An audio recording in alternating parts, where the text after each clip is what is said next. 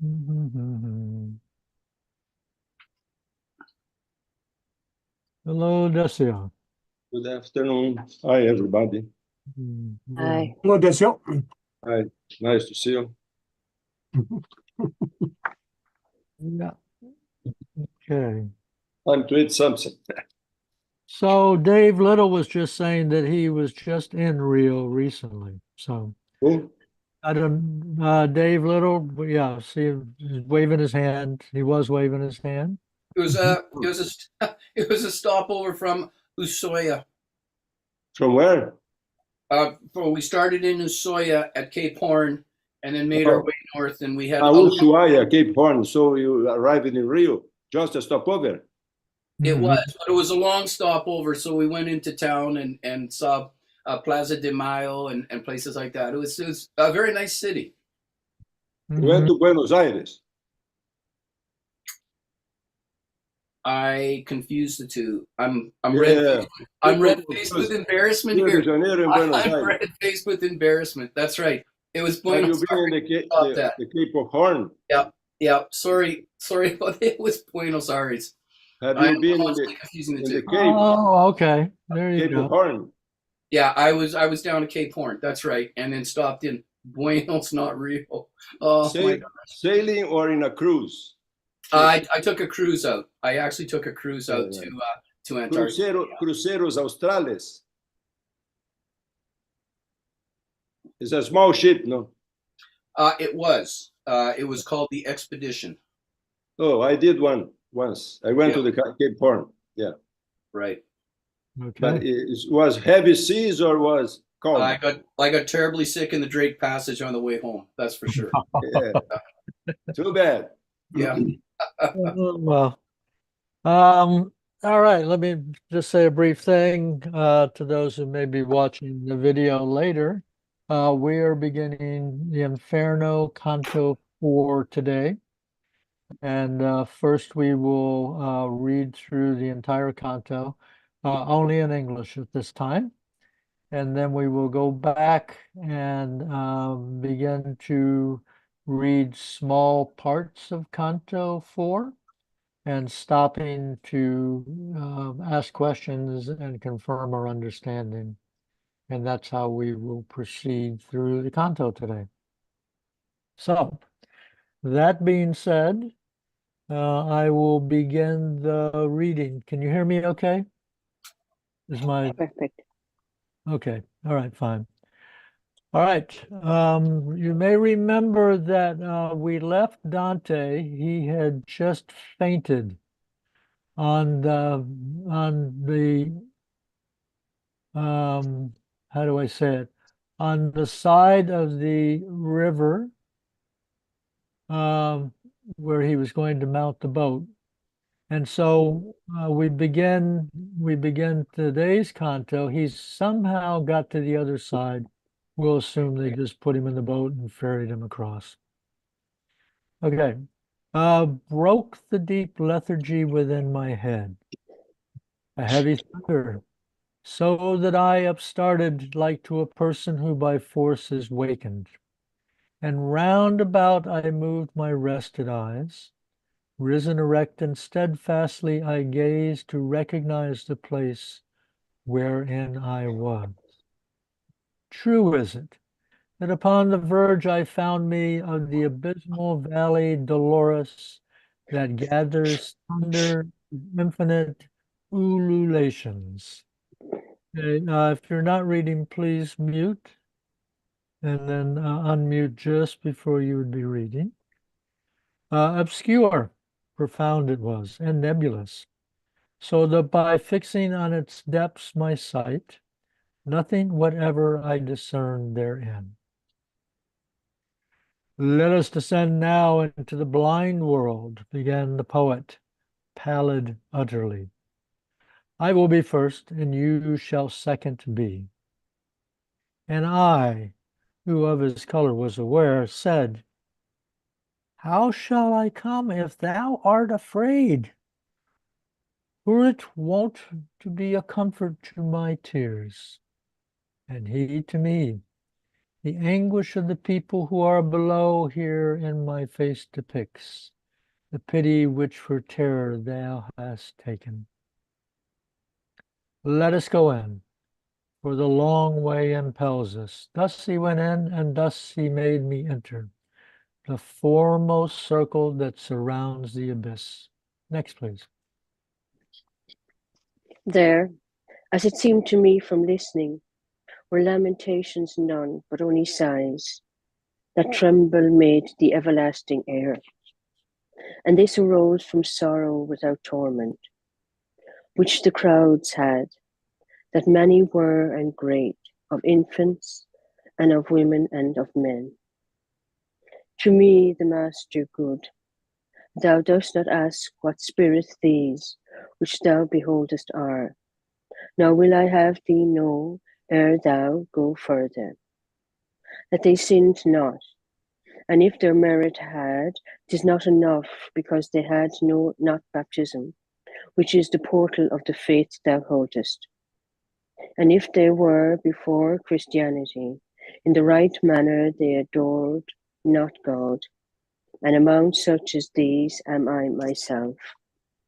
For such defects, and not for other guilt, lost are we, and are only so far punished, that without hope we live on in desire.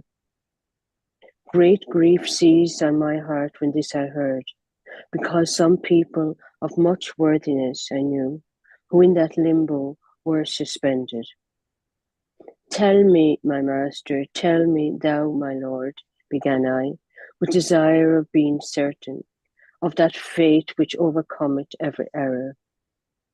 Came any one by his own merit hence, or by another's, who was blessed thereafter, and he who understood my covert speech? Next, please.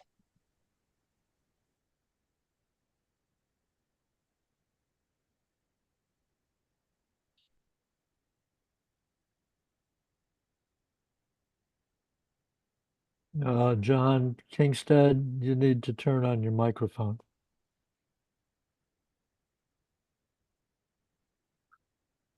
Oh, sorry. Okay. Replied, I was a novice in this state, when I saw hither come a mighty one, with sign of victory in coronet.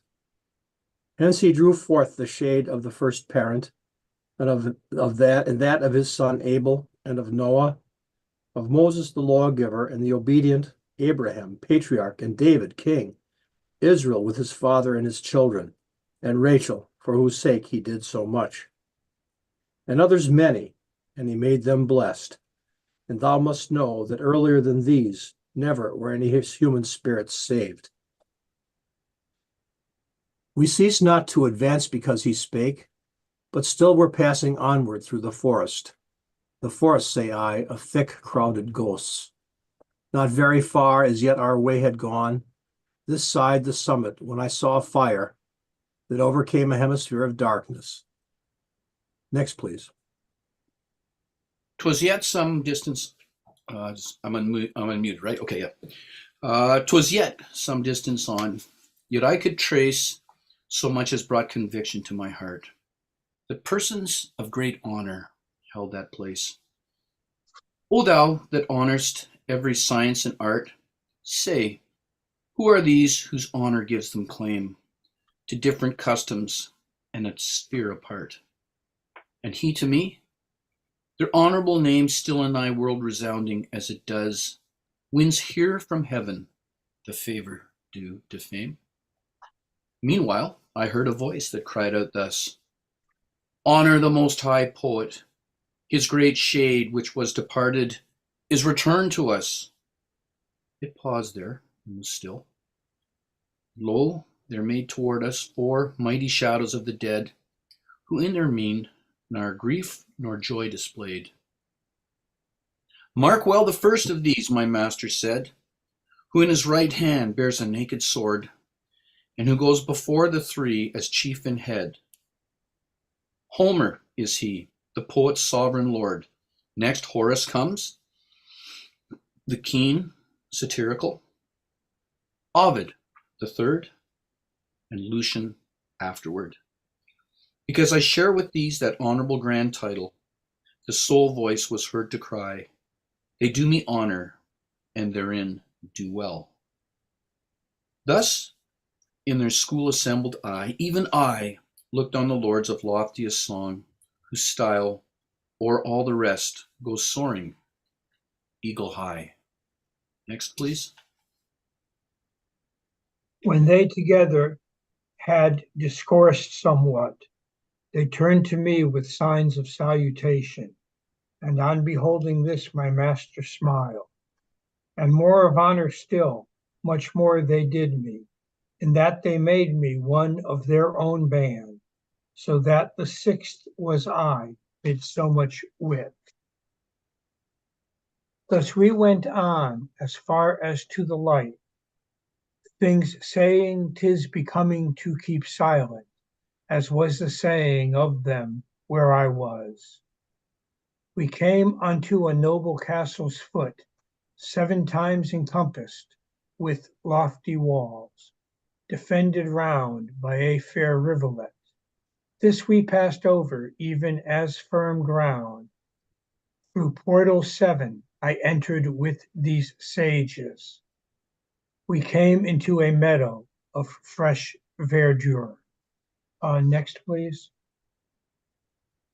People were there with solemn eyes and slow, of great authority in their countenance. They spake but seldom, and with gentle voices.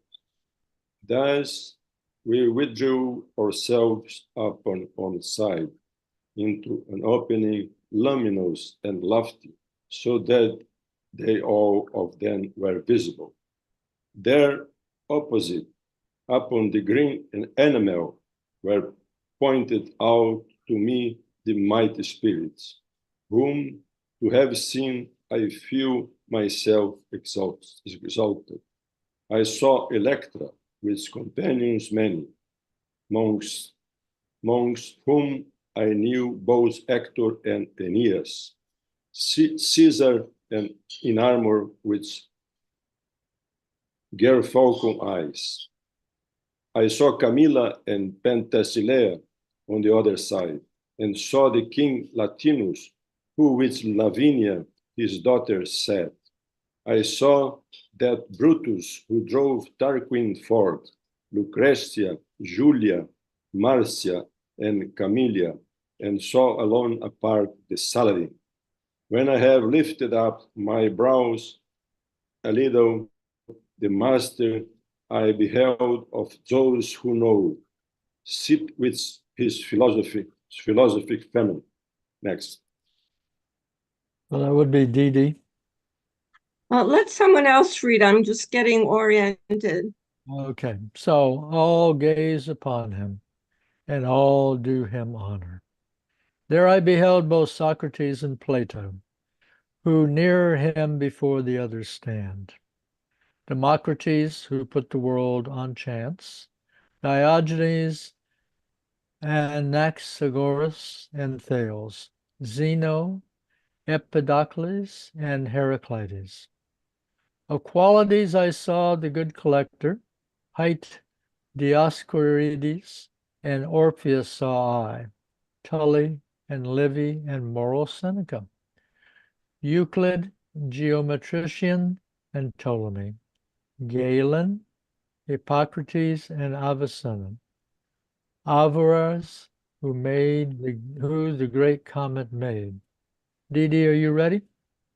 No, Okay. Whoever the next reader is on the list, go ahead and take the last.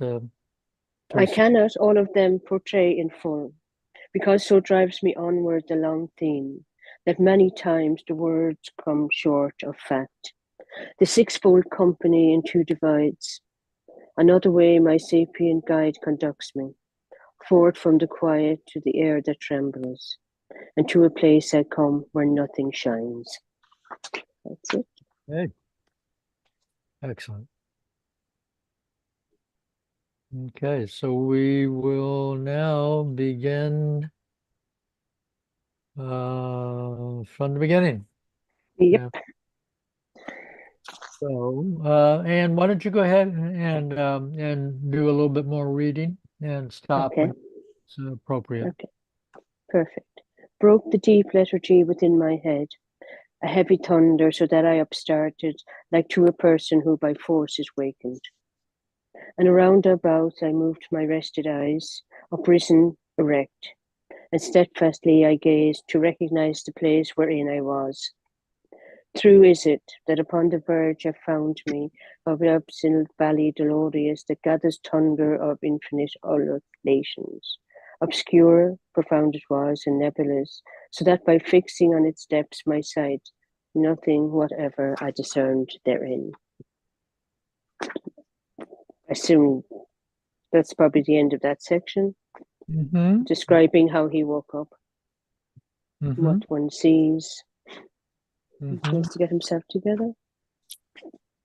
Getting himself together, and I think that let's see, I found me in the abysmal valley Dolores, thunder of infinite ululations. So there's thunder, continual peals of thunder. And then I think it's important to focus on obscure. Profound it was, nebulous. So that by fixing on its depths my sight, nothing whatever I discern therein.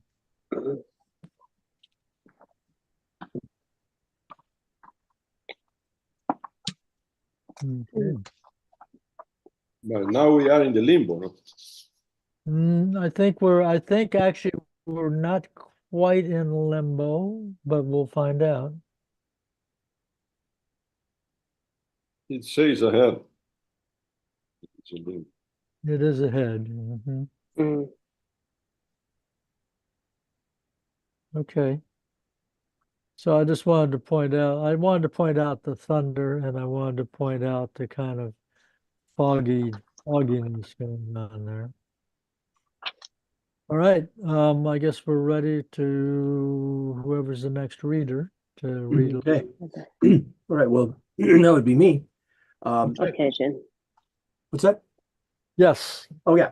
Let us descend now into the blind world, began the poet, pallid utterly. I will be first, and thou shalt second be. And I, who of his color was aware, said, how shall I come if thou art afraid? Were it wont to be a comfort to my fears. And he to me, the anguish of the people who are below here in my face depicts that pity which for terror thou hast taken. Let us go on, for the long way impels us. Thus he went in, and thus he made me enter the foremost circle that surrounds the abyss. There, as it seemed to me from listening, were lamentations none, but only sighs. The tremble made the everlasting air. This arose from sorrow without torment, which the crowds had, that many were and great, of infants and of women and of men. I think that would end that section. Okay. Comments, questions?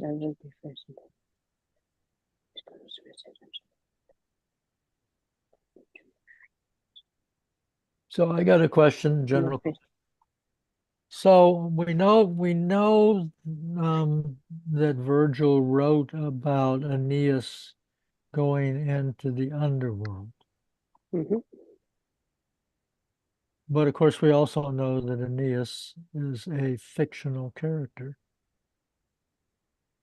And so my question is, it seems to me that this is Virgil's first time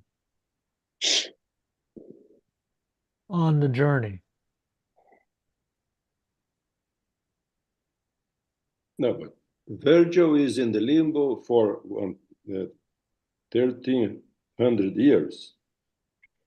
Yes, I know he's in limbo for 1300 years, but I mean, limbo is only one stop along the way of a very long journey.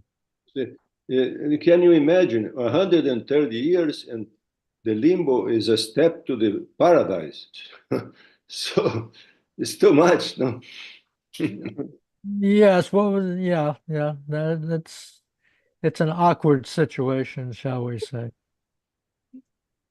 So I don't understand your question, Duncan. Is that you're saying that it's his first time? I mean, if he's been in it seems to me he's aware he's been in limbo for some time. Mhm. I think as it states further, and as we go along reading further, and it seems to include. I've just noticed in reading through here, that we're listening to others read it, that others that he mentions a number of fictitious or mythical or fictitious characters from classic literature or poetry, and he Mhm. mixes those together with people of of historical reality, I guess, put it that way. Mhm. Mhm. So I don't know. It's that's that's kind of a puzzle, I guess. It's part of the mystery in a way. And Yes. I was wondering if this was uh, as I was thinking about this, he's clearly referring to limbo, which is something really only comes in Roman Catholic theology, as far as I'm aware. Certainly not in any Protestant theology. But I'm wondering, I wonder if this is he really the source of this? I'm wondering. I'm not sure. I'm not aware that it appears in Catholic theology before Dante wrote the Inferno, or before he wrote the Divine Comedy. So, Mhm. I mean, I wonder if to what extent he has theology taken their idea of limbo, which is something I learned about in the Baltimore Catechism when I was a Catholic, Mhm. something that he knew about. It was taught when he was learning this. He was raised as a Catholic. Is this something he was taught? Mhm. Mhm. Your question is a great question. Yeah. So when if you can remember, when you were at catechism, who was in limbo? Who did they teach you was in limbo? Well, Unbaptized babies. unbaptized That's what I babies, was taught exactly. to. Hmm. No, the people that was not baptized, they went to limbo. So Mhm. all these people he nominates here, they were not baptized. That's right. Right, yes, we know what Dante has done. And the question is, in the Catholic teaching, um, for example, and I don't know the answer to this. In Catholic teaching, were Old Testament figures in limbo? Maybe, according to Dante. No? According to who? Dante. Oh, Dante. yeah, Dante, well, yes. Yeah, yeah. it's the only time I've heard of it. So, what was the harrowing of hell then? Wasn't that where, after being crucified, Jesus went down and kind of brought the uh, Old Testament patriarchs with him to heaven? Yeah, but so this is Yeah. not is questionable because if Christ went to the inferno to the limbo to release those people, why 100 1300 years later these people are still in the limbo? So, I'm Yeah, wondering. I don't think he took them all. I think he took a select few. Yes. Like he took Adam and Eve and a few others that we meet in paradise. I don't think he took them all. Yeah, Well, and that's on that point, on line 56, Abel, Noah, and Moses, and then King David, Abraham, the patriarch Israel, Rachel, with many others of his chosen nation. Yeah. Yeah, those are important people from the Bible. They are still in the yeah. I was like, in my recollection, the Bible is silent about who Jesus said. I need to go the Nicene Creed, anyways, or the Apostles' Creed refers. He descended into hell and rose on the third day after he descended into hell. And I don't know of any reference in the Bible to Jesus, the actual New Testament, that where Jesus actually goes to, what happens if in the 3 days or whatever between his Mhm. crucifixion and his resurrection. I So think I'm with you on that, John, because I think it's the harrowing of hell is from the apocryphal Gospel of Nicodemus. Do not mortgage the house on that, but I think that's where it comes from. But I don't think there's very much in the Bible about that at all, is there? no, no, yeah, it's probably from some sort of like Gnostic writings, or I didn't think in apocryphal writings. There's nothing in the Apocrypha about it. Those are all pre-New Testament writings. And so, it would be some sort of a, well, and there's a lot in Catholic tradition, which are not published in the Bible, of course, which are about the lives of the saints and whatever happened, and the whole story about, like, the crucifixion of Peter and Paul and these different saints and what happened, during these early Christian days are all legends or stories that are passed down. And I think that that's probably where some of this came from. I think it may be where almost all of it came from. If I'm not... Yeah, almost all of it. Yeah. Yeah, so I think we're on pretty safe ground to say that a lot of this is Dante's invention. Exactly. Yeah. Yeah. Although built upon, a theme that was already existing. I think Limbo might have already, I don't know the history of Limbo.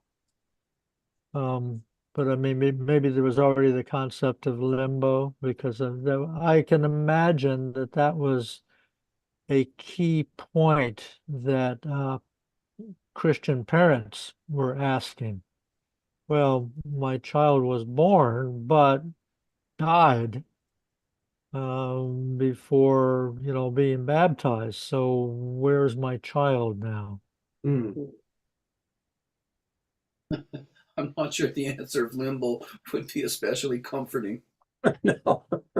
Well, better than some possibilities, I guess. Yeah. Yeah. Yeah, Christ just released from the limbo some names from the antiquity. Not everybody. Yeah, Not everyone. that's correct. Believe me, there are a lot of questions to ask on this particular canto, and I don't think we're going to be able to answer all of them, but some of them I think we definitely need to ask.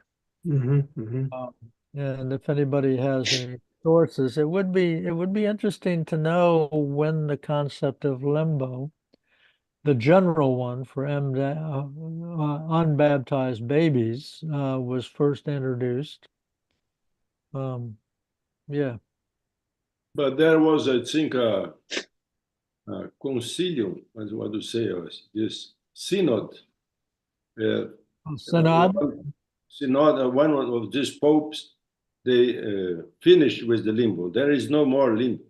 Today we go to the purgatory, to the inferno, or to the heaven. There is no more limbo. Yeah, that was abolished fairly recently, was it not? Yeah.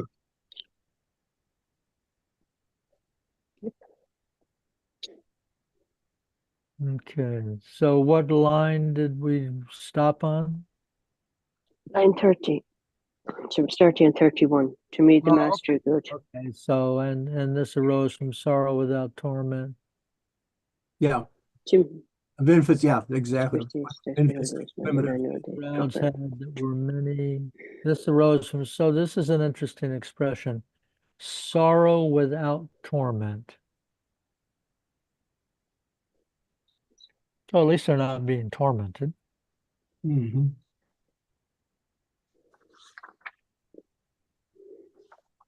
Yeah, they're not like in hell, but they still haven't any hope of ever getting out of there. Yeah. Yes. What is that expression? There's a really interesting line about that, that talks about how they have desire, unfulfilled desire. Where is that? Well, that's further. That's one of the. Oh, I found, yeah, it's 41, 42. Lost are we and are only so far punished that without hope we live on in desire. Okay. Lost are we and are only so far punished. That without hope.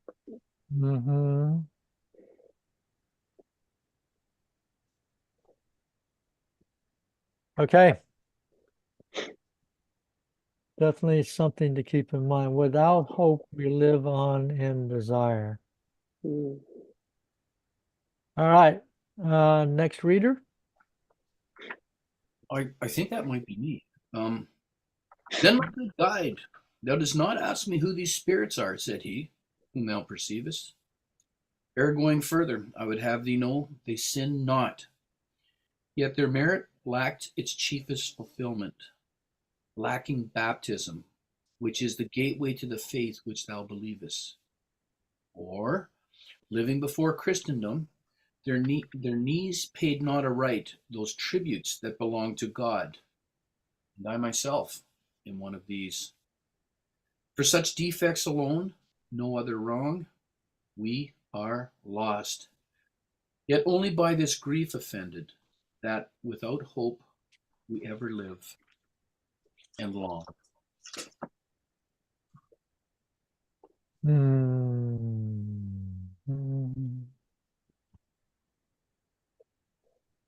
So these people lived before Christianity, and they were not sinners. They just were not baptized, including myself. Myself is Virgil. Mm-hmm. Yep. Exactly. I'm They are in struck. the hope and desire to go to heaven. Mm-hmm. Mm-hmm. I think it's noteworthy here. Virgil feels the need to explain this to Dante. He almost seems disappointed that Dante hasn't raised the question. So he says at 31, thou dost not ask, and then I will have thee know. So it's important to Virgil to clarify this for Dante. Usually it's Dante initiating the questions. Right, yeah.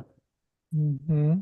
I think I'll point out though that Virgil is not giving Dante much time to ask the question. Mm-hmm.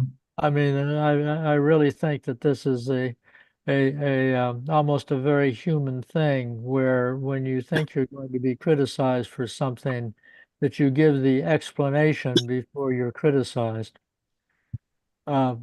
which I find incredibly human, Mm. you know. So he knows that this might look pretty sketchy to Dante. So he wants to absolve himself as soon as possible of any doubt in Dante's mind. Yeah, yeah. I'm not here because of my fault. It Yeah, is, sorry, I was just going to say, it's also kind of interesting because what we looked at last week was Virgil a bit irritated with Dante for asking a question. And here he's, he seems a little irritated with him for not asking a question. So at this early stage in the relationship, I think you got to kind of tiptoe a bit around Virgil. Well, he has been for how long has he been down there in Limbo? You know, Right. Yeah. his social skills with strangers may be a little rough. A little bit rusty. and in the line 45, it clarifies that they are in the limbo. I knew who in that limbo were suspended. Mm. Line 45. Yep. Mhm. Well, and line 43, great grief seized on my heart when this I heard, because some people of much worthiness I knew who in that limbo were suspended. So it's Dante is shocked. Suspended, yeah. Yeah, because he's shocked because they're never going to be able to leave, and they haven't really done anything wrong. They didn't know about God. Well, and they weren't baptized. Yeah, be kind. Yeah, Okay. well, this is actually the beginning of an irritation, which is we'll find much later. You know that this is still stuck in Dante's craw, um, even when we get to paradise. And which is that irritation? I guess which specifically, Duncan? Is this, I mean, asking the question or about his relationship with Dante, or is it just the fact that there are people in limbo? There are worthy people stuck Open in limbo. Yeah, Mm. yeah. Well, I you know, think, whose only defects were that they were not baptized and that they were born before the birth of Christ and the gospel was preached. That's their only defect. right. Well, I guess something that came to mind here. I was just reminded of this that when I learned the Baltimore Catechism again as a Catholic, I think what I remember being taught too that it was not only people from the past, but people all through history, in a sense, even today, when limbo was still part of Catholic doctrine, Mhm. the worthy people of who are not, the pagan or not heathen or non-baptized people of all faiths, were they could make it to limbo if they lived a worthy and exemplary life, but Mhm. that was as good as they could ever do. And in a way, I guess I think about that as being that was the Catholic way of resolving this issue. Well, what about those worthy people? They're good people.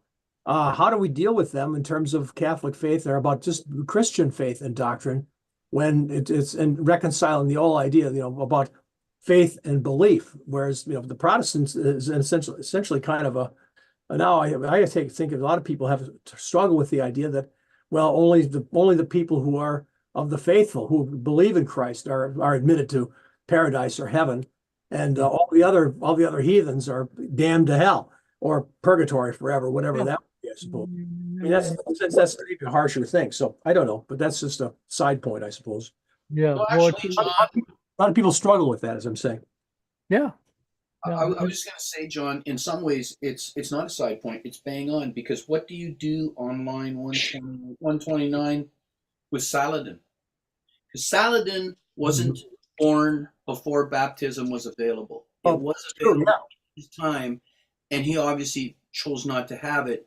And right, yet he's in limbo because he's seen as being a worthy Muslim. right. Mm. Very good point. Yeah, So, exactly. so I mean, I think your point was bang on. Yeah, yeah. Yeah, he's right. He's absolutely right. And that will also be an issue that will come up again. And actually, it will be a long time. And at the rate that we're reading, probably in a year and a quarter, a year and a half, we will see this topic arise again, Mm, big time.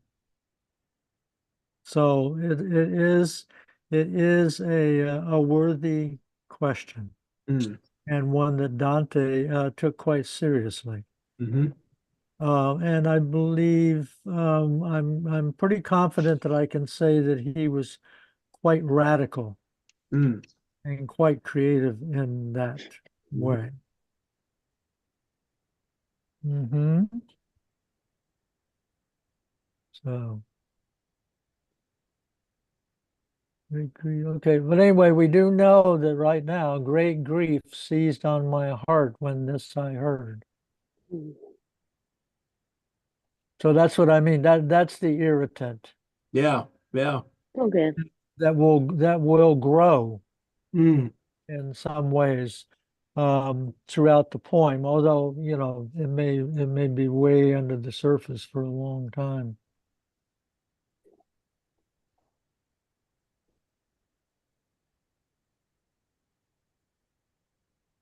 Okay, who's the next reader? I'm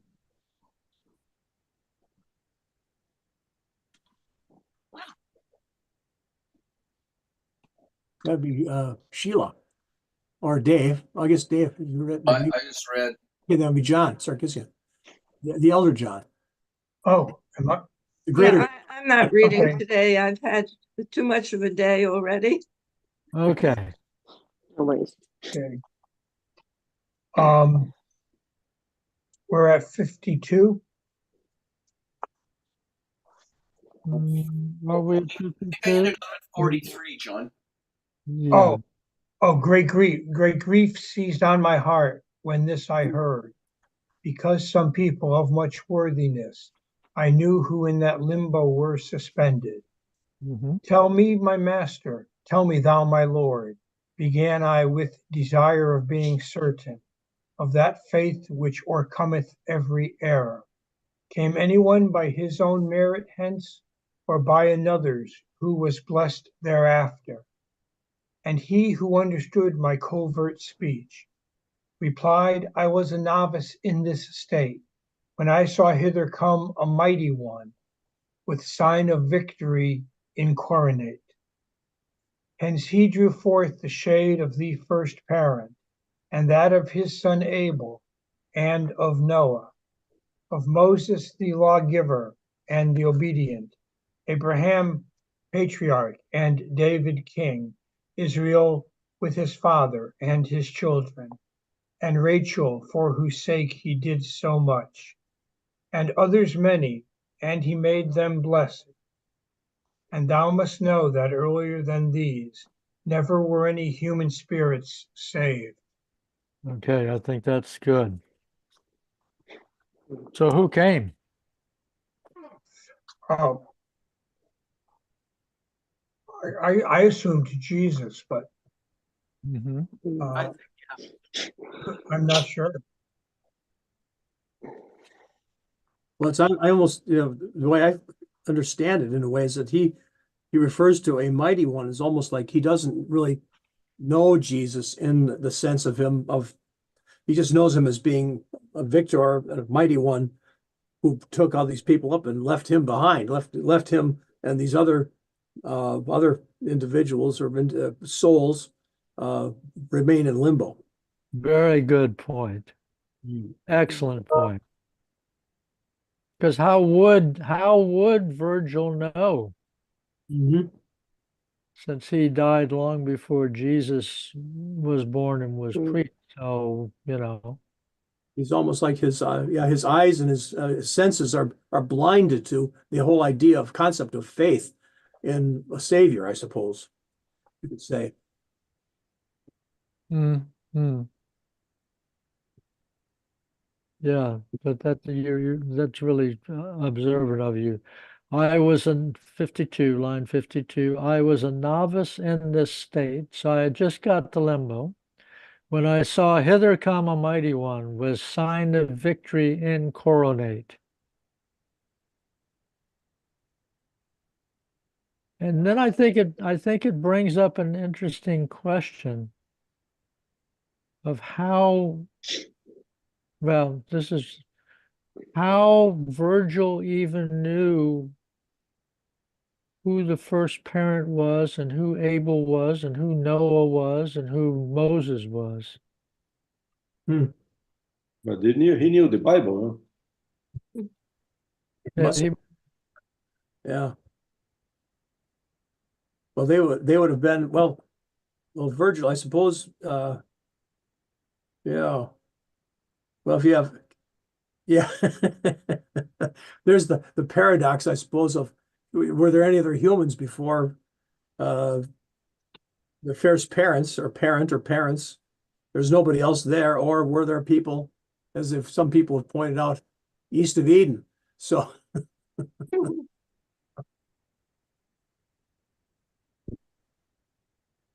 because I would say when was Virgil would have lived? Well, I suppose Virgil would have lived and died after.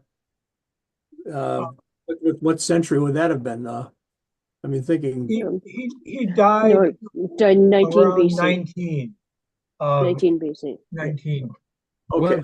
Say that again. BC. I didn't hear it. I might be a year off there, but No, you're not. You're right. 19 Well, 19? BC. yeah, right around 19. 19 BC. Okay, so very close, 20 years from the birth of Christ. Is that right? that's Yeah. Yeah. I think that's why he's a novice.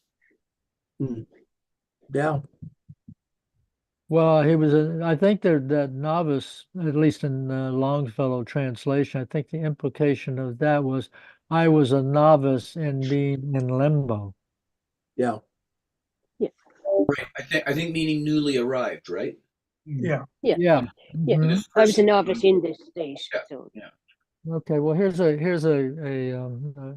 question which I'm not sure there's any answer to.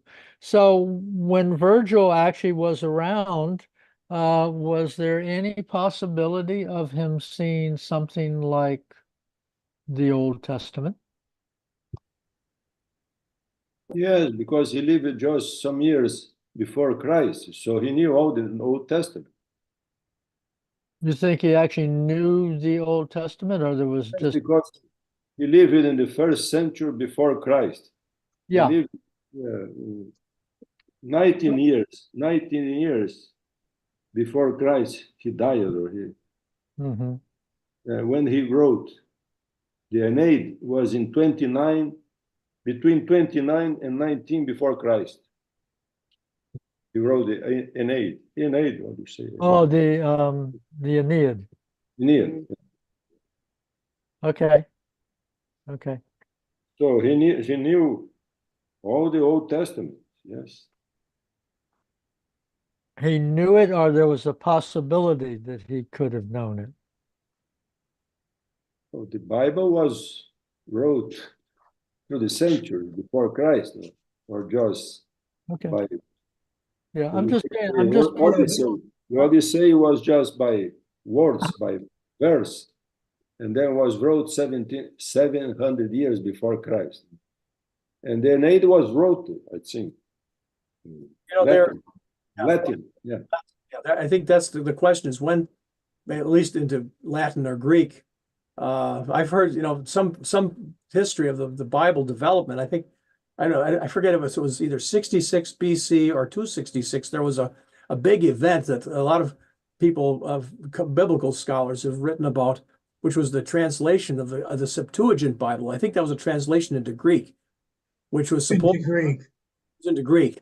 Maybe that's 266 BC, which is some miracle. That's supposedly it was a miracle because these are like 200 some scholars writing independently. They all came up with the same result or something like that. That's according to a legend or myth anyway, perhaps. But anyways, that became part of the transmission of the biblical text. Of course, I mean, then there's always the kind of the Essene and other Dead Sea Scrolls and things which were discovered and found that they're like earlier writings, they're part, fragments and so forth, and archaeological places that have only been more recently found. But so I think the good question here though would be, how much of the Jewish faith and religion or the teachings would have made their way to Rome as part of the development of the Roman Empire, and how much would have that piqued the curiosity and interest of poets and scholars, perhaps of Roman poets and scholars. How much would have that worked in? I have no idea about that. There doesn't seem to be much in the Roman authors. There doesn't seem to be much in the way of reference to things they would have gotten out of that, but certainly the Septuagint would have been available, and educated Romans of the upper class all knew Greek. So I don't think we can answer that question, but certainly there's the possibility that he was familiar with it. Yeah, I guess one of the thoughts that came to mind was that in the book of Acts, the Saint Paul goes to the Areopagite, the Areopagus on the in Athens, and addresses the philosophical people that are gathered there, who and it's presented in the book of Acts as if he's presenting the existence of Christ, the appearance in Christ's life and Christ's revelation to these philosophers for the first time. And many of them, they mocked Paul. And there was, I think there was a Dionysius the Areopagite, as I recall, was one philosopher who was interested and at least engaged, if not, was not converted in the book of Acts. So there is something about that almost suggests that the philosophers in Athens had no clue had never heard of Jesus, or if about the Old Testament, they never heard of Jesus or were not aware of any prophecy or anything like that. So okay, great. That's a very interesting piece of information there. All right.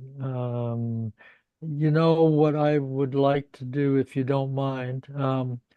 Let us proceed. We're almost to where they're going to begin interacting with some people in Limbo. Well, all that we've read today is taking place between where Dante woke up on the other side of the river, and they proceed towards Limbo, but they're not actually quite there. And they're going to be there. It looks like let's go ahead and proceed up to line 72. I have to leave a little bit early today, meaning probably in another 10 minutes. If you want to proceed without me, that's perfectly fine. I can make Anne the host. But my aim before I leave is to get right up to that point where they're beginning to talk about the actual people in Limbo.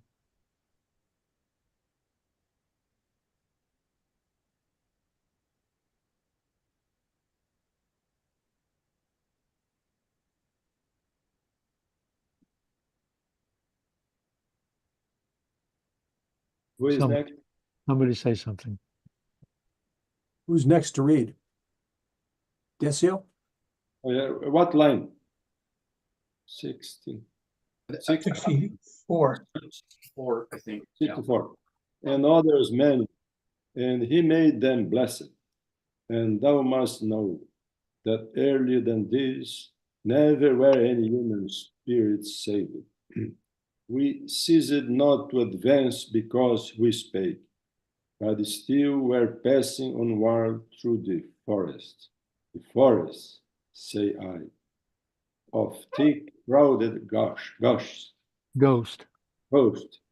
not very far, not very far as yet our way had gone, this side the summit, when I saw a fire that overcame a hemisphere of darkness. We were a little distant from it still, but not so far that I in part discerned not that honorable people held that place. Okay. O thou who honorest every art and science, who made this be, which such great honor have, that from the fashion of the rest it parts them. And he to me, the honorable name, the sounds of them above there in thy life, wins grace in heaven, that so advances them. In the meantime, a voice was heard by me. All honor be to the preeminent poet. His shade returns again that was departed. Okay, After great. the Yeah, that'll be fine. That'll be fine for now. Thank you. Okay. Okay. Okay.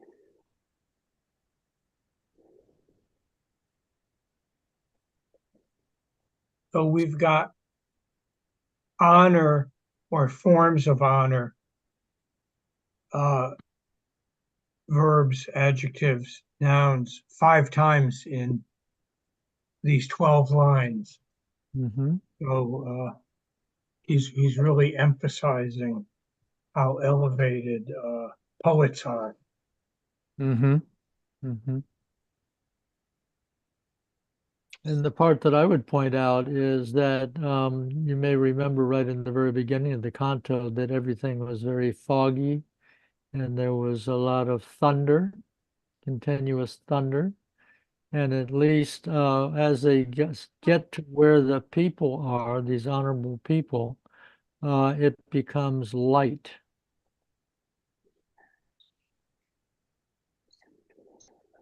If you look Yeah. at 67 through 69. Mhm. Yeah. He saw fire. 68, the side inside the summit when I saw a fire that overcame a hemisphere of darkness.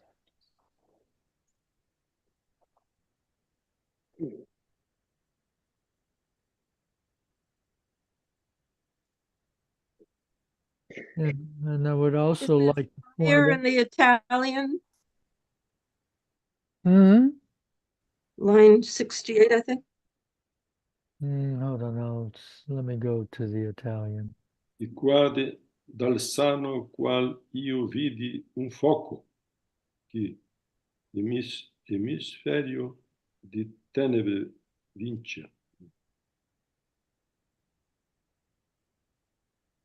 So it's Canto, so that's 60. 68, 69, I guess. It's the light, no? 68. Yeah, 68. So this side of the summit, when I saw a fire that overcome a hemisphere of darkness. I was just wondering if the Italian used the word fire. No, Un foco. non era lunga ancora la nostra via, di qua dal sonno, quando io vidi un foco, che emisferio di tenebre vencia. Fogo. Is that Light. the word for fire? Yeah, foco, yeah. Let me see if I can get over to here.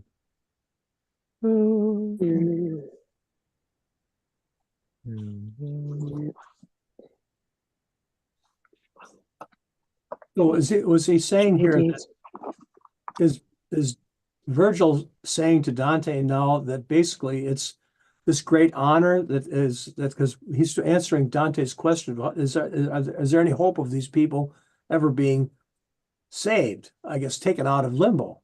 It sounds like his answer is that they can be advanced by virtue of their great honor, including their poetry, I guess. And somehow that when they're remembered in a sense, they are their honor in a sense in life wins grace in heaven, and that so advances them. Is that a reasonable interpretation of that answer?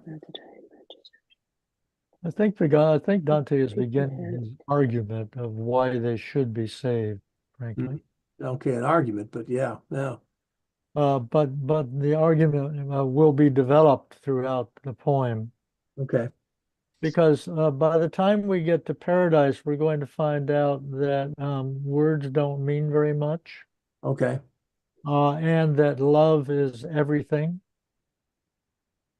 So, and I am admittedly reaching here and maybe being too radical in my interpretation.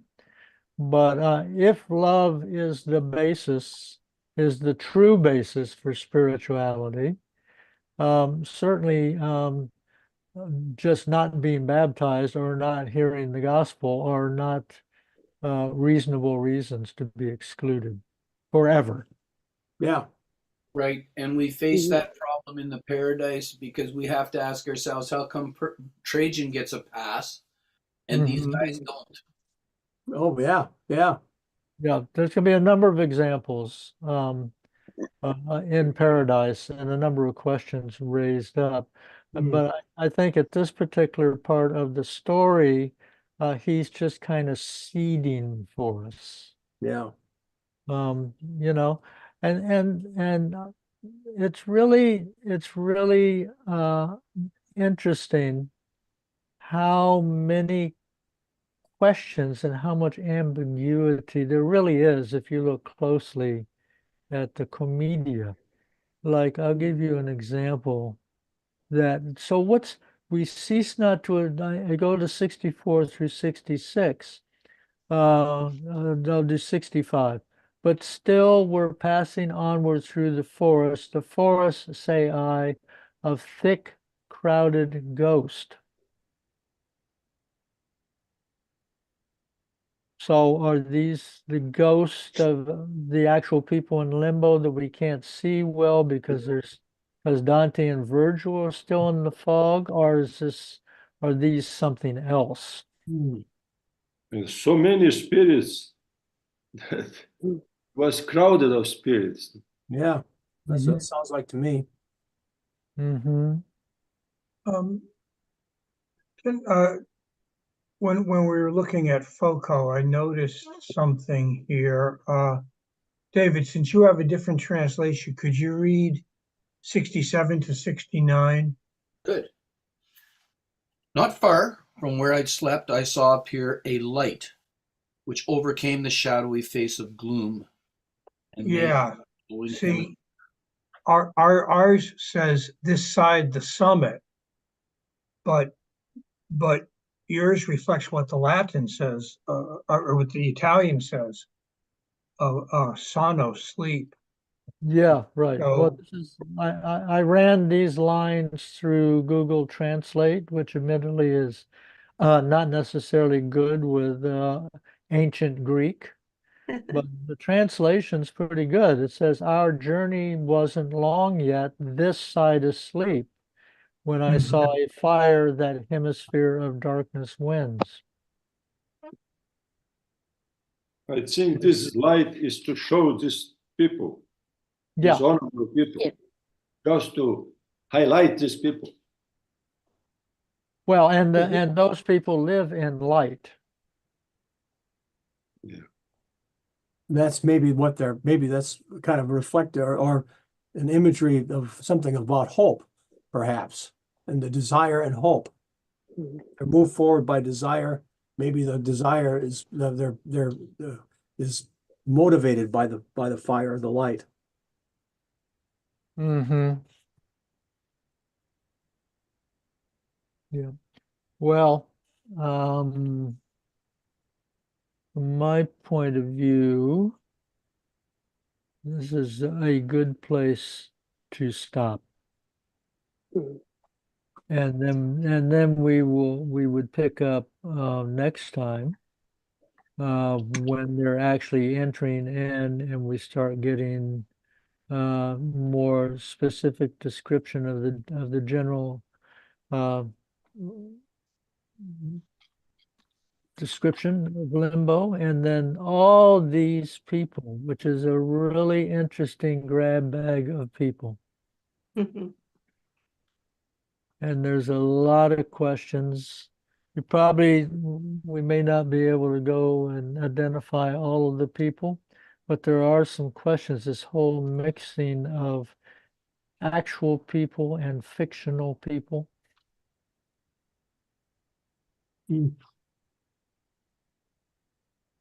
yeah, and some of the Roman ones really didn't do very much to earn their place here. No. Mm-hmm. Well, and I would just point out one thing that strikes me now, et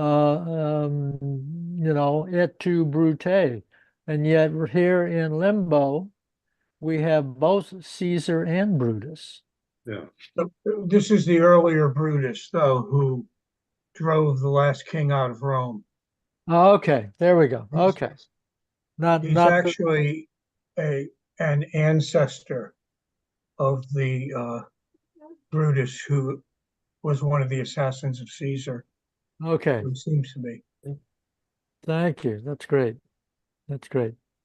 Okay, decision time. Do you want me to appoint Anne as host and you all continue on, or you want to wrap it up for today?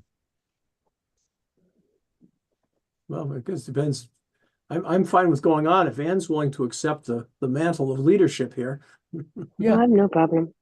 yeah. Okay, so I'm going to make you host, Okay. and I will watch the video when I have time between when I finally get home and our next meeting. Hey, Duncan, when you get a chance, email me or something and let me know how come I couldn't get on. I don't know why you couldn't get on. Well, I didn't get a link from you. I went to Facebook and I emailed Anne, and Anne sent me the numbers. So I went to Zoom, and that's how I got on. Okay, well, I did send you, I sent you an email rather late, but I did send you an email with everything there, including the Okay. hotline. Okay? Unless you were using the old one, it was belonged to Maybe, Massey, maybe, because Yeah, Massey's one is a different number. something to be figured out between now and next time, Dee Dee. right. Mm. Yeah. I It gotta go. just was part of my crazy day. Okay, well, I'm sorry you're having a crazy day. And I'm going to go and begin another part of possibly some craziness in my day. Thanks, everybody. Mm. Okay, thanks, Thank you. Duncan. Bye.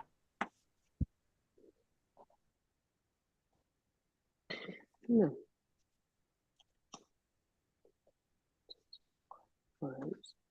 Okay. Are we going to keep reading? Or are we, Mhm.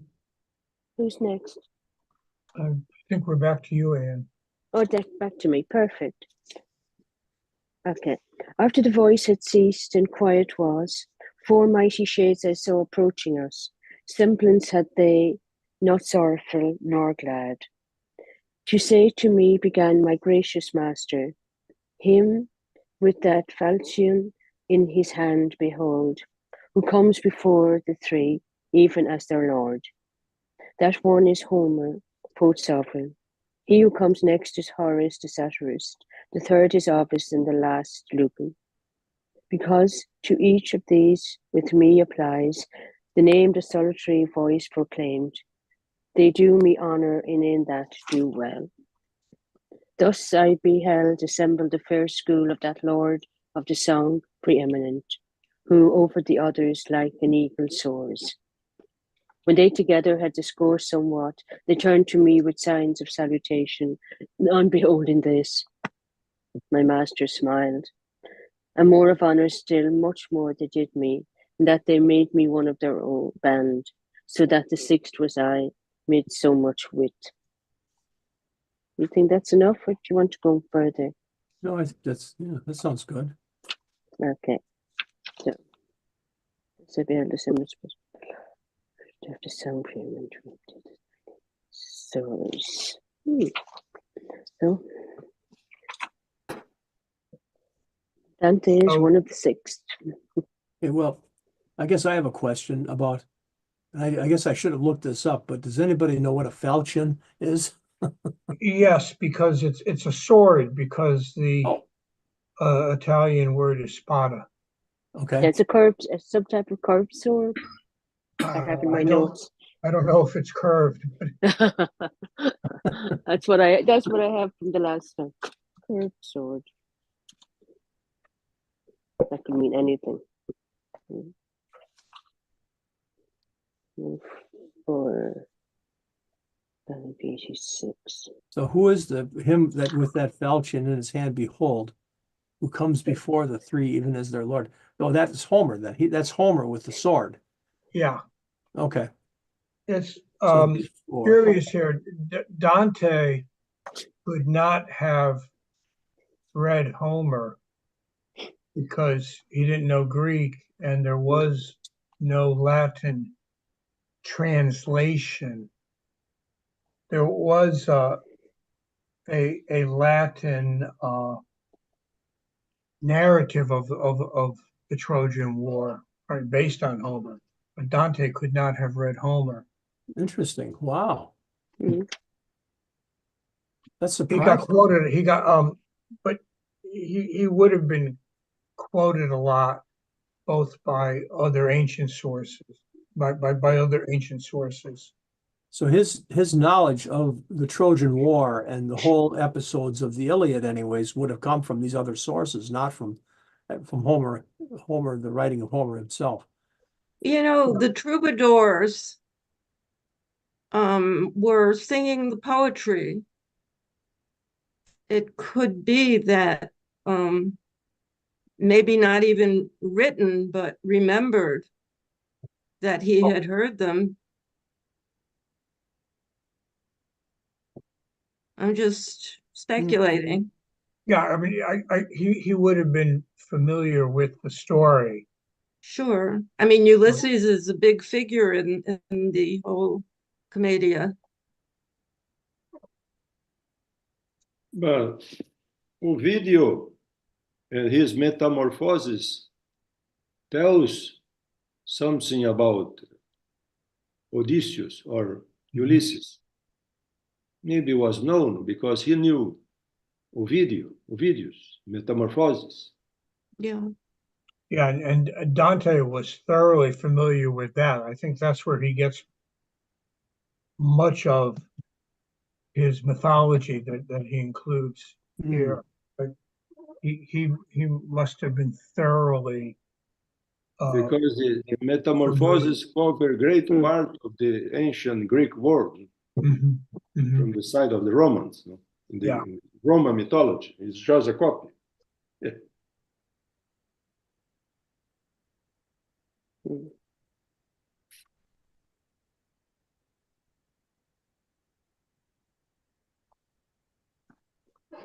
So then who is, oh, sorry, John. No, go ahead.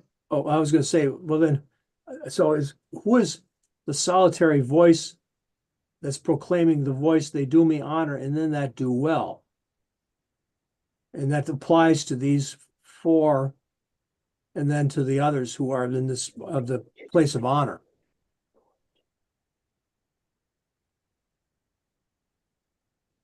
I think it's Homer. Virgil is talking. No? Virgil is explaining to Dante. No? Right, but he's telling Dante about that solitary voice proclaimed, they do me honor, and in that do well.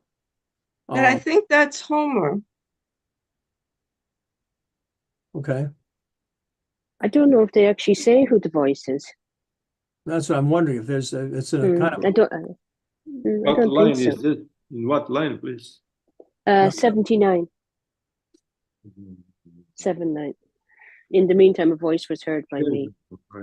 I wonder if my question is, I wonder if this is like supposedly what he hears is some sort of what he thinks is the solitary a voice, an disembodied voice in a sense, telling him that, I mean, this is part of his explanation of how to Dante, of how he feels that they are going to be redeemed someday, that they are advancing because of their honor, and they do that well, so they are kind of preeminent. It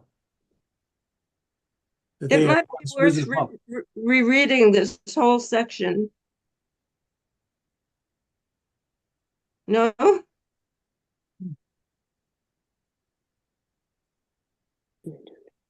Start with 70. Anyone want to read? 71, 72, 73, 74. No? Okay, never mind. I don't have the number. I don't have the number of lines here, so I. Oh, thou honest. Well, it's 88 now because we already talked about the sword. 88. Well, yeah, I'm saying I don't have the numbers. I don't have the number of the verses, so. I have to do homework to figure out who's saying what to whom. Yeah. That one is Homer, poet, sovereign. Yeah. Yeah. Can I go ahead? Sure, whatever. I'll do homework. So. I'm going to go to Sayers and Berolini and see if I can clarify it. So he's explaining in this what Anne just read about these signs about, it sounds, it could be Homer, but I think Anne said it sounds like a voice, just a solitary voice who's not identified. And they turned to me, and he's explaining how he became, Virgil's explained to Dante how he became one of their own band. So he was the sixth. I don't know who the fifth was, but Homer. They put Homer, Horace, Ovid, Horace, Ovid, and Lucan, and then there's Virgil.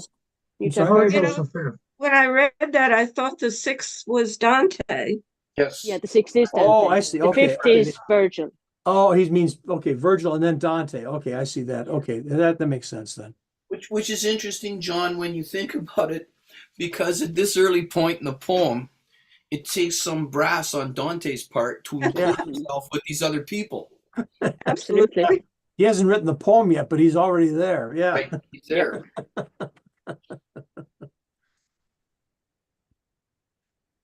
So we're going to read on because I'm supposed to be next, I think. Okay. Okay. Perfect.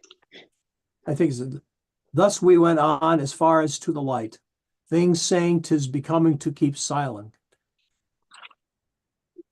as was the saying of them where I was. We came unto a noble castle's foot, 7 times encompassed with lofty walls, defended round by a fair rivulet.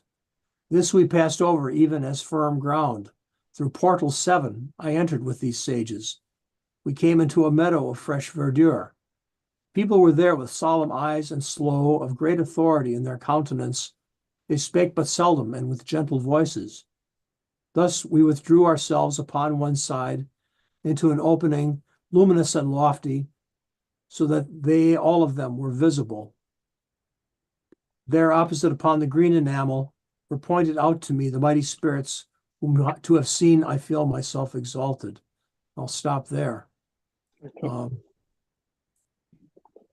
All those people, they remain in this castle. This defended by 7 walls. Yeah. Now, what is that about? A noble Maybe this is the limbo. It's limbo. Okay. It's protected, no? Oh, it is. Yeah. Very okay. It is protected from the Inferno. Okay.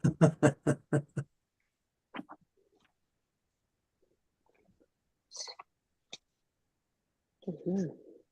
So yeah, they're all luminous and lofty. So all of them were visible. So at this point, they can see more clearly in the light.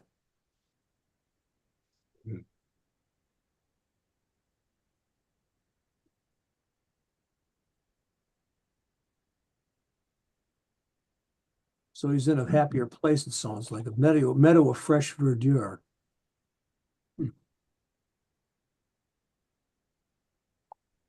Mm. Yeah, it's a special place, not the Limbo. Yeah. Because the Inferno is terrible. Yeah. Yeah. This is like a bit of an oasis in a way. Oasis. Yeah, a protected green place of verdure. Because we are in the second circle.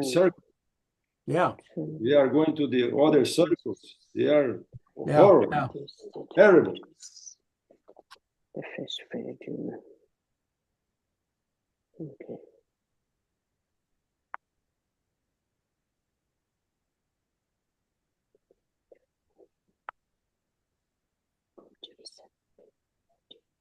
Can we keep going? Yeah, we should keep writing then. Yep. Reading. Yes, I think is after Johnson. the fresh verdure, no? Fresh verdure. Wait. Yeah. Was that Dave? Are you the next reader? Okay. Am I starting with Electra? I'm just not entirely certain what Electra. Yes, that's right. With Electra. Yeah. Okay, That's sure. it. I saw Electra, saw with her anon Hector, Aeneas, many a Trojan peer, hawk-eyed Caesar in his habergeon. I saw Camilla and bold Penthesilea on the other hand, Latinus on his throne, beside Lavinia his daughter dear, Brutus, by whom proud Tarquin was overthrown, Marcia, Cornelia, Julia, Lucrece, and I saw great Saladin aloof alone. Do we want to look at that cast of characters first? Do you want me to stop there, or do you want me to keep reading? No, that's a good place to break it because then we move into the philosophers. Yeah. Yeah. I don't, maybe John, maybe somebody, or John, or anybody else who knows. I don't know really who any of these people are. I have a vague idea of who Saladin is, but people are some pretty obscure references, I think. Yeah, if my dog shuts up for a minute, I can run through these pretty quickly. Okay. Electra is Atlas's daughter and an ancestress of the founders of Troy. So she's a pretty obscure figure. Hector's the greatest Trojan warrior, and of course Aeneas is both in the Iliad and obviously the Aeneid. And then Caesar is put in here, who's obviously a real person, and that's I always find this very interesting. To Dante, Caesar's a hero because he helps create the Roman Empire, which helps spread Christianity. Whereas you look at Shakespeare, and he's a tyrant. Yeah. Camilla is a virgin warrior in the Aeneid. So she's a character that Virgil wrote about. And Penthesilea, not in the Iliad, but in other accounts of the Trojan War, she shows up fighting for the Trojans, and Achilles slays her. There's maybe for next time I can there's a famous vase painting that shows this, and some people think that they've actually fallen in love with each other on the battlefield, and you can see this in the vase painting. I'll try to track that down and share it next time. So Achilles kills her, but they had fallen in love? Well, that's an interpretation of this face painting and the looks on their faces. I don't think there's anything in the literary tradition about that. And just to be clear, that at least Camilla and Penthesilea are both, we're talking about fictitious characters. These are not mythical characters. Penthesilea was a queen of the Amazons in the Greek mythology. Okay. And Camilla was a daughter of Turno in the Aeneid. When Aeneas arrived from Carthago, he went to where he's supposed to be the Tiger River, the Tigris River. He went up to close to Rome, and so he had to fight against Turno and his daughter Camilla. Okay. Then Latinus and Lavinia are also from the Aeneid. Latinus was the king, and he gave his daughter Lavinia in marriage or betrothed her to Aeneas, having previously betrothed her to the Italian Turnus, and that sort of touched off the warfare in the second half of the Aeneid. In the Aeneid, he's not a very admirable figure. Instead of showing any kind of leadership, he just gives up on it and goes and locks himself up in his palace. And Lavinia is barely there. She never speaks in the Aeneid, but she would have been crucial because it's through her that eventually Rome gets founded. Interesting then that they are mentioned as people in limbo, because none of these individuals or figures or characters have really any kind of qualities that might make them more honorable or anything like that that would stand out, that make them, say, worthy of not being just in hell or something, I suppose. Maybe they're just neutral or something, but I don't know, it's interesting. Bob's thing anyway. Yeah, then we move into historical figures. And Tarquin was the last king of Rome, and Brutus was one of a group that drove him out of Rome, and that was the end of kingship in Rome. They started having elected officials, Brutus among the first of them. The triumvirate, yeah. Mhm. Lucretia was the wife of somebody named Collatinus. What happened, according to the historian Livy, King Tarquin's son sexually assaulted Lucretia, and that's what touched off the uprising that drove the king out of Rome. Lucretia, in the wake of that, informed her husband and her father, and then killed herself, according to Livy, saying something like, I won't be an example. It, it didn't make a lot of sense because, of course, she was a victim, not a, she had done no wrong. But anyway, that's what she did. Julia is probably Julius Caesar's daughter who married Pompey for political purposes. She died fairly young. Marcia was the wife of Cato, who was actually a staunch opponent of Caesar's. And I believe at some point he divorced her so she could marry someone else and produce children for that man. In Rome, there were huge differences in age often between husbands and wives, women getting married at 14, 15 to men who are 35, 40. Again, she's not really prominent, but Lucan, who's one of the honored poets, mentions her.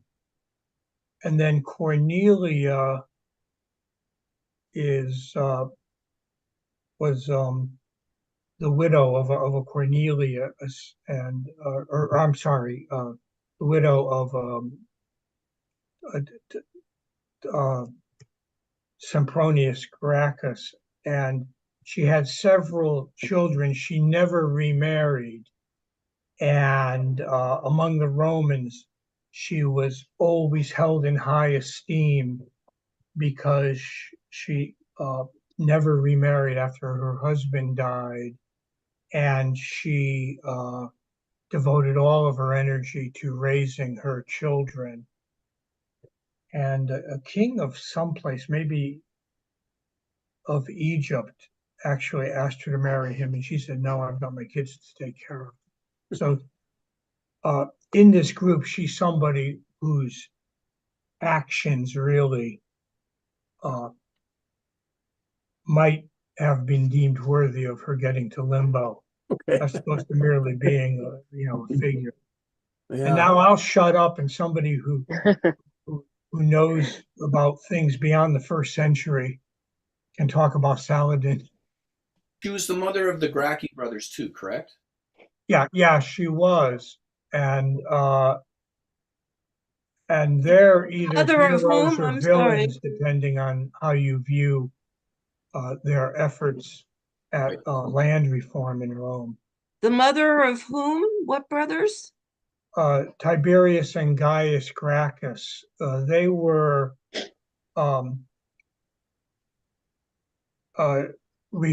potential reformers. They both met violent ends in around 130 BC. They wanted to redistribute land, and of course that met with a great deal of resistance from the aristocratic elements in Rome. So depending on your point of view, they either were noble reformers or they were revolutionaries. troublemaker and Yeah. revolutionaries of bad. Yeah.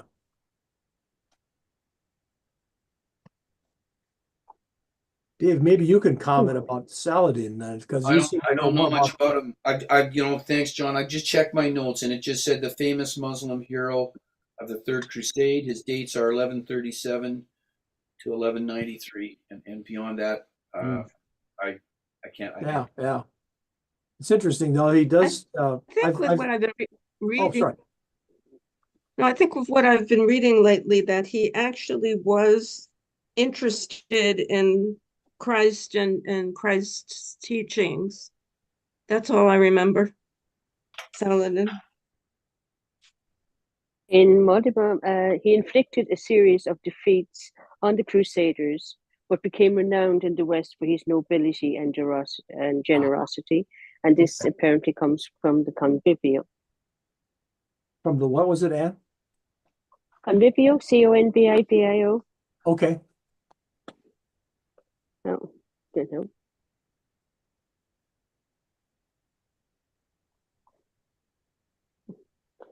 Okay. It's just like to give you an elevated quotation, like from Sesame Street, there was this song like, one of these things is not like the other. Oh One yeah. of these things just doesn't belong. Yeah. And it's Saladin here. Yeah. That's what stands out. Yeah, he's yeah, and well, completely from some of these people who have kind of dubious reputations, it seems like, or of like ambivalent reputations to, and who aren't even real historical figures. We have a real historical figure who apparently enjoyed some high reputation in the Western world in a way. Right. And fought against Christians, so clearly had refused to be baptized. Knew Yeah. about baptism and had refused it. Yeah. Well, I guess in one aspect too, you might say that at least, I mean, Christ is honored in the Quran and in Islam as being a great prophet. It's simply just not divine in any sense. So there is that. So at least he's heard of Christ and has elevated Christ to it, presumably in some form of high honor in his world, in his religion. And yet we, if I'm not mistaken, we do find Muhammad in the circle of the schismatics here in the Inferno. Okay. So that's later, I take it. It is. It's a bit later on, but so it's sometimes I think if we're looking for consistency here, we're gonna maybe have a hard time finding it. Yeah. In terms of who gets placed where. Mm-hmm. This is why I'm enjoying Barolini, because she talks about all of these ambiguities and conversations that will be following forever, following the Commedia. That a lot of it can't be pinned down really.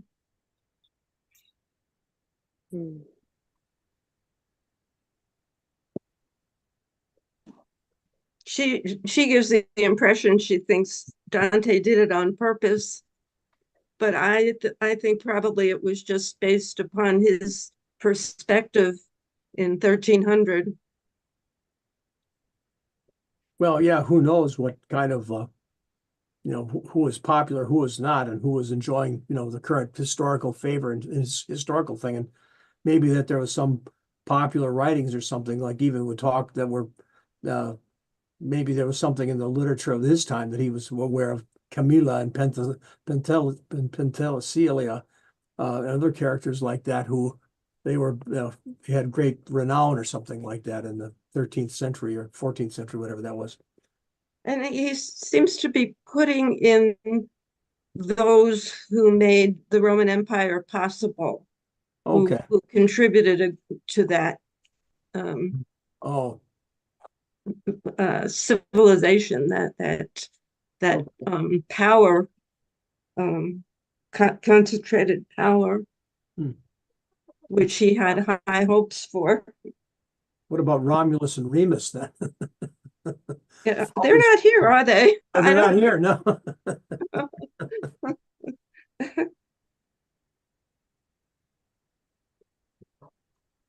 There. Well, Do should you we want read to keep on? going? Yeah. Okay. We're nearly there. Fred, I'm just not sure who's next. That might be Dacio, I think. Well, so Okay, No, John is next. John is oh, next. I good. see. Okay, Oh, good. Sorry. Me? Yeah, you, John, yeah. Okay. When I had lifted up my brows a little, the master I beheld of those who know sit with his philosophic family. All gaze upon him and all do him honor. There I beheld both Socrates and Plato, who nearer him before the others stand. Democritus, who puts the world on chance. Diogenes, Anaxagoras, and Thales. Zeno, Empedocles, and Heraclitus. Of qualities I saw the good collector. Hight Dioscorides and Orpheus I saw. Tully and Livy, and moral Seneca. Yeah, our translator made a error there because this is not Livy, it's Linus. Look at the you know, Italian yeah. spelling. No, That's what I have in my Sayers translation, John. yeah. Yeah, Linus. Linus, yeah. Who, like Orpheus, is supposed to be a Greek poet. Mm-hmm. And Orpheus is a fictitious character too, right? Yeah. Everybody else here is a real person, Mm-hmm. except for Orpheus and probably Linus. Mm-hmm. Oh, yeah.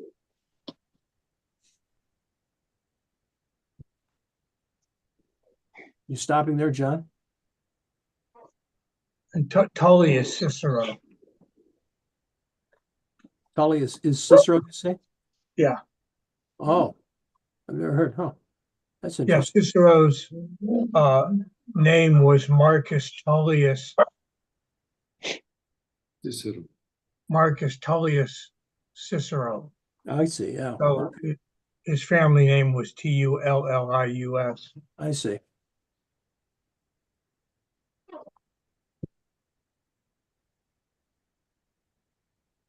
And I think he and Seneca are here because of their philosophical writings, not because of their political activity.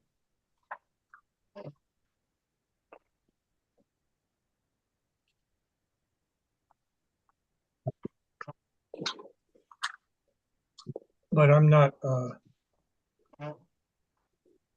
I'm not that very well grounded at all in Greek philosophy. That's not the area I ever.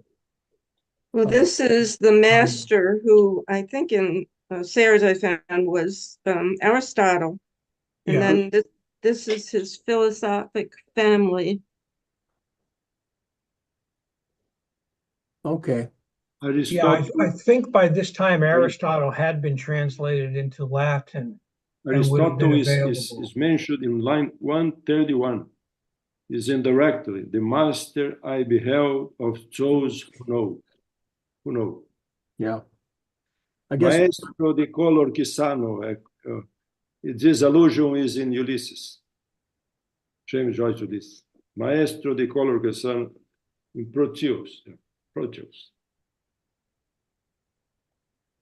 well, I guess the part that in the next verse that you didn't read there is Avicenna, I guess, and Averroes were noted Muslim scholars of Aristotle, and were renowned or renowned and well understood. And they were the transmission. They were the ones who were brought by I think perhaps through the medium of the Crusades in some fashion, were brought to St. Thomas Aquinas, who then I think I think they translated and may have translated into the Greek into Latin, perhaps, and whatever it was that they were.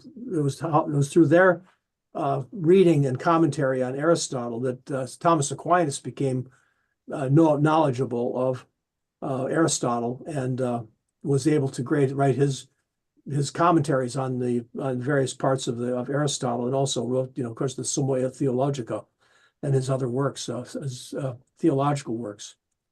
So there's kind of a circle here of completed philosophical connections here, going back to the very ancients to the more modern ones. And they would have been writing. Averroes and Avicenna were of course later, like 10th or 9th, 10th, and 11th centuries, I think, in that era.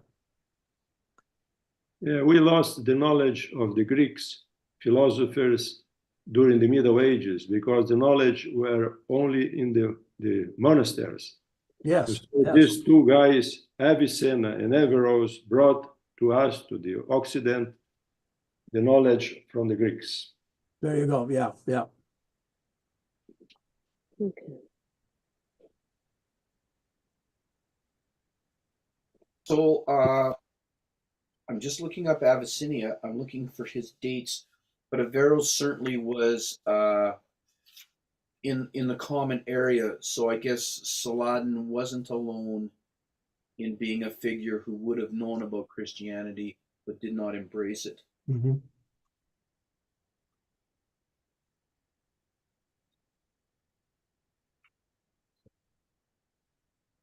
Yeah, Avicenna's dates are 980 to 1037 common era. So Mm-hmm. there are a few who've kind of made who got a pass in.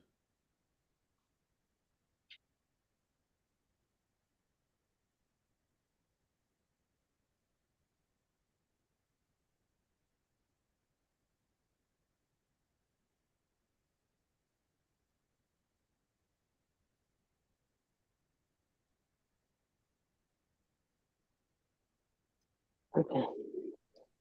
There's that.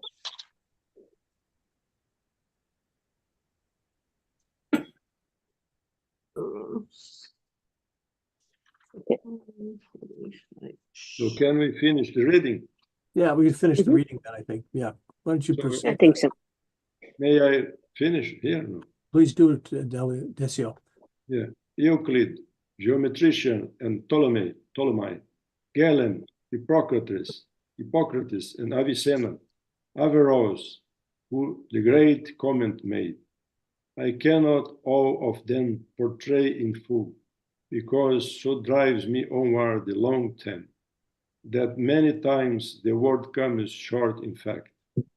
The sixfold company in two divides. Another way my sapient guide conducts me, from the quiet to the air that trembles, and to a place I come where nothing shines.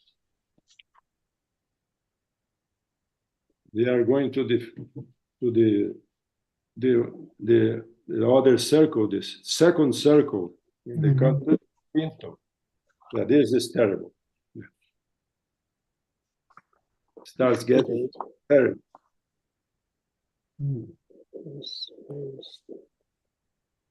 The car now. Indeed. So does anybody have any thought about the long theme that many times the word comes short of fact? Does that mean anything to anyone?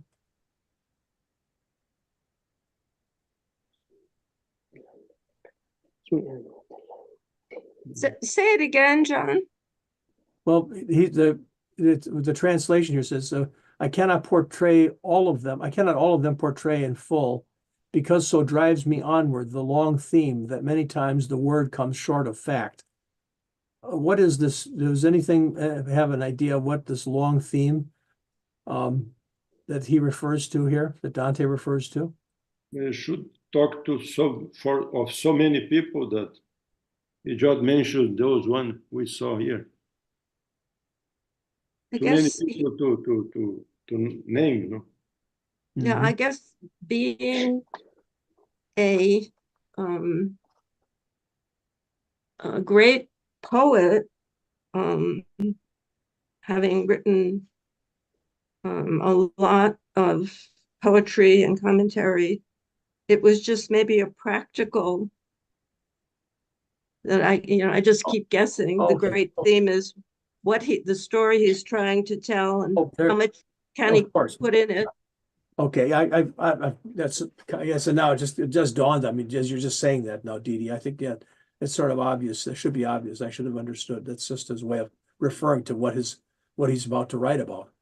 Yeah, and he comments all through it about his task as a writer.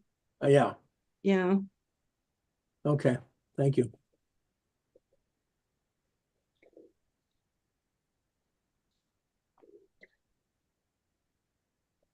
And I don't know what that great comment is. And I looked in Longfellow's notes, but he doesn't say. Well, I think the great comment, well, I mean, my understanding is that if you're talking about Averroes, Mhm. that he wrote, I think, some commentaries before on Aristotle that was available to Aquinas and other Western, or in the Western Church, their theologians, and that was, like, as Decio was saying, that the Greek philosophy and so forth had been lost during the Middle Ages, and in fact, I mean, I don't think they knew Greek, perhaps, and it was that because now that it became available through Averroes, at least, and Avicenna, I think, as well, that there was this great philosopher who maybe they'd heard about, but they were now able to get some access to that, to understand there'd been this great philosopher who had come from that tradition, and they were now able to understand it, and it helped them make a lot of sense, at least these theologians, and they were all able to reconcile, at least with Saint Thomas Aquinas and other philosophers were able to reconcile Greek thought, this pagan thought, with all of the Christian teachings and the theology. Yes, Thomas Aquinas took this opportunity to make the Roman Catholic Church philosophy the philosophy of Aristotle. It's Right. based on Aristotle, yeah. Through Well this put. Avicenna and Averroes. Yeah. Well put. Yes. Because Saint Augustine, Saint Ambrosio, Saint Thomas Aquinas, they were the great pillars of the church in philosophy, theology, and so on. Exactly. Based Yes. on Aristotle. Yeah. Right. Summa Theologica.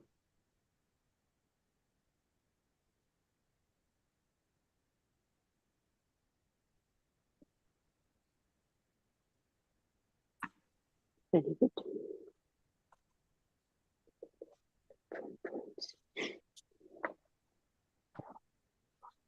Are we going to read in Italian too?